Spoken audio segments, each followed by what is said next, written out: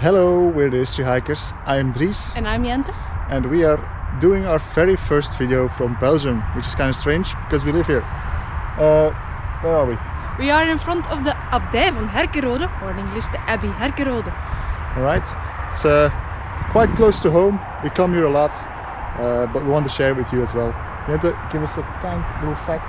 Well, a little fact, it was the first, the largest and the richest Cistercian nunnery in the Low Countries. In the Low Countries. Let's take you along.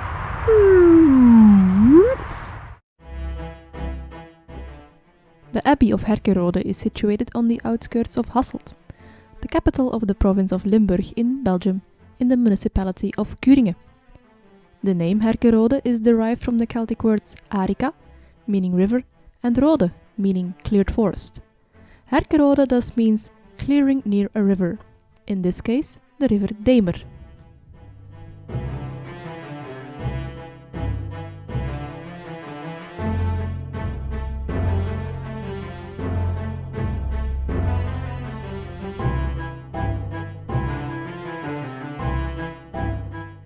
The most recognizable building of the abbey is the gatehouse. It dates from 1531. It was the most important link between the abbey and the world. At the time, it was the only building that communicated with the outside world. The gatekeeper was responsible for the reception of guests or pilgrims and the distribution of bread to the poor. The building was also an important economical pivotal point where contracts and leases were concluded with visitors who were not allowed to enter the abbey. The gatehouse is to this day the symbolic reference point of the abbey to its surroundings. Today, the building is used for exhibitions, lectures and receptions. Adjacent to the gatehouse, we find the porter's house. On the western side of the abbey lay the agricultural buildings. This U-shaped farmhouse dates from 1656, though it was greatly modified in the 18th century. The southern part of the farmhouse consists of the tenant's residence. Today it is home to publisher Uitgeverij Clavis.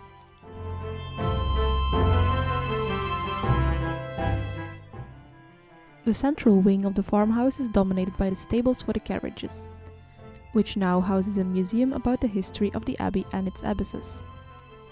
The museum is really worth a visit when strolling around the abbey site. It's a classicist pavilion with blind arches and a mansard roof, which consist of artificial slates. Above the entrance, the coat of arms of Abbess Barbara de Rivière d'Aarschot is seen. We visited the museum last summer and will show you some footage at the end of this video. On the eastern side of the gatehouse lay the horses' stables. These were built in the second half of the 17th century, a period of revival after the turmoil of the 80 Years' War. The stables are another testimony of the big building operations that took place under Anna Catharina de Lambois. The horses' stables are wedged in between the farmhouse and the actual residences of the nuns. They are notably rich in decorations for being only stables, showing off the riches of the abbey at that time.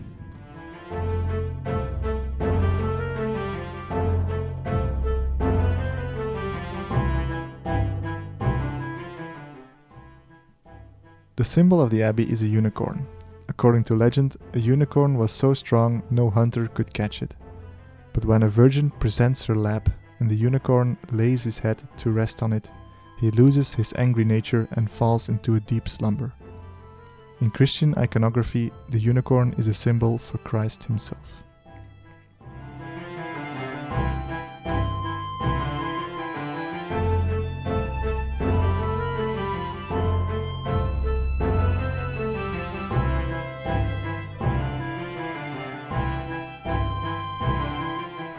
The abbey church and cloister are long gone, however a stone floor plan reminds us of the grandeur of what used to be. The lines of this historic art have been made visible again using contemporary materials. During the archaeological excavations around the abbey church, they found a part of the burial monument for Abbess Margaretha von Stein from the 14th century. This is what you can see here. In the little chapel dedicated to the Holy Sacrament of Miracle of Viversel, you can see an image of the remains of the church that still rest underground.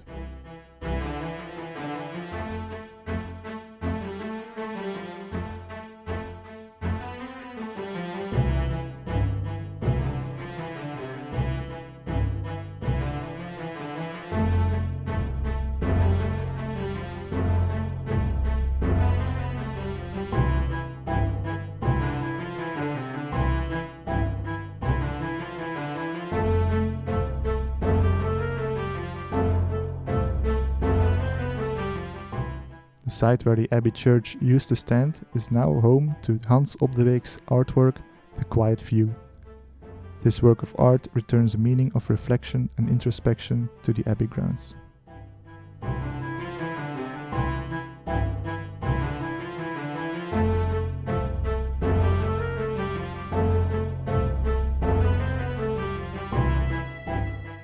In the back of the Abbey grounds we can see the infirmary, though we're not allowed to move any closer than this. The building was built under Abbess Anna Catharina de Lambois in the 17th century. On the right side we find the modern abbey, living quarters and church for the current congregation, the regular canonesses of the Holy Sepulchre.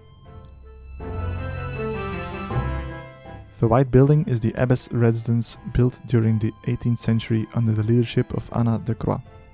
She wanted to rebuild the entire abbey with a new church and new monastic buildings, all to create the ideal abbey. The abbess' residence was the only building to have been built when the French Revolution put an end to these plans. The Abbey of Herkenrode was the first, richest and largest Cistercian nunnery in the Low Countries. It was founded by Gerard I, Count of Loon. In 1179 he was defeated in battle by the Prince Bishop of Liège. The Count moved his residence and centre of power from Borgelone to Kuringen. On the reasons for founding the abbey in 1182, opinions diverge. Some historians say he sold the land to the Abbey of Aulne to fund his participation in the Third Crusade. Others say the Prince Bishop forced him to found the abbey as penance for burning the collegial church in Tongeren to the ground. Count Gerard died in Acre during said crusade. His body was repatriated to Kuringen and interred at the abbey. The abbey church became the mausoleum for all subsequent counts of Loon. In 1217, the abbey was included into the Order of Citeaux. The nuns living there called themselves the Noble Ladies of the Order of Citeaux in the county of Loon.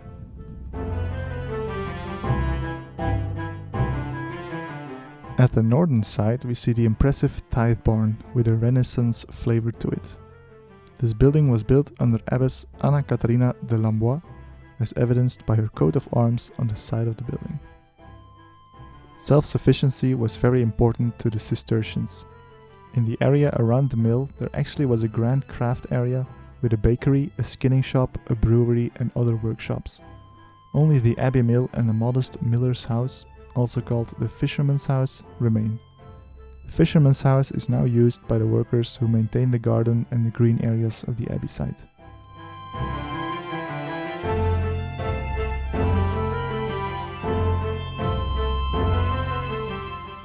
Nothing of the original 12th century construction remains.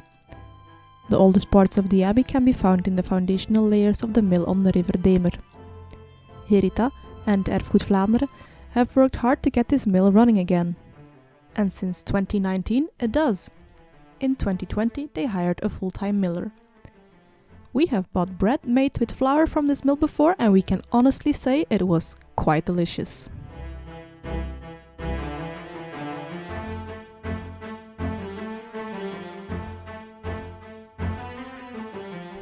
There's also one other mill to be found near the abbey, the Tuiltermolen. This mill was originally built in the 12th century and donated to the abbey by the Count of Loon. The current construction dates to the 19th century.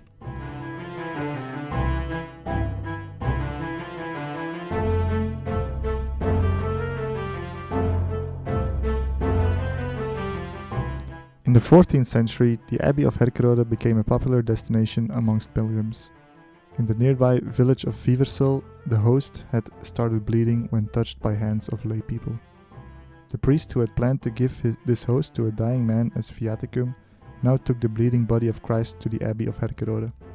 During this trip, a lot of miraculous events occurred.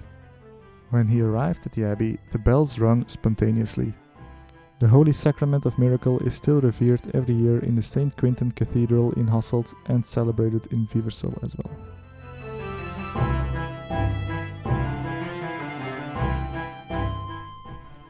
When the last Count of Loon died in 1366, the abbey became property of the Prince Bishopric of Liège.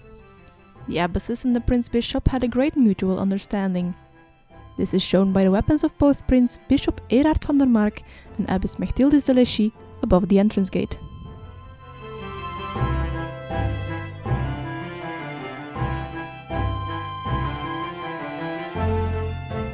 series of political unrest, most notable in the 15th century, caused the abbey to fall into decay.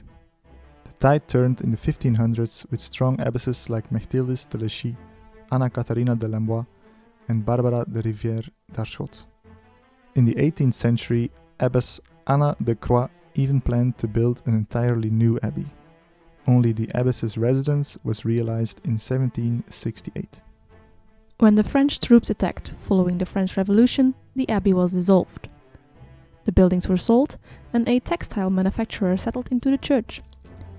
A fire in 1826 destroyed large parts of the church, which was completely demolished in 1844.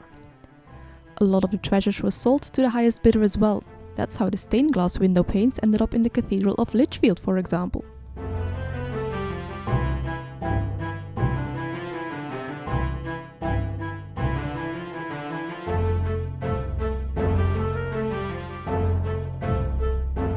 Since the 1970s, the abbey is yet again inhabited by a religious congregation.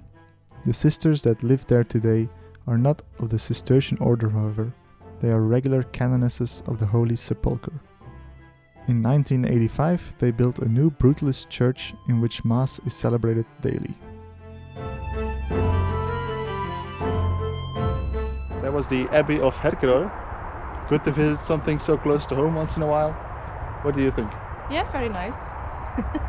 Also, Toerisme Vlaanderen has recently bought everything of the abbey, and they have plans to restore the more dilapidated buildings.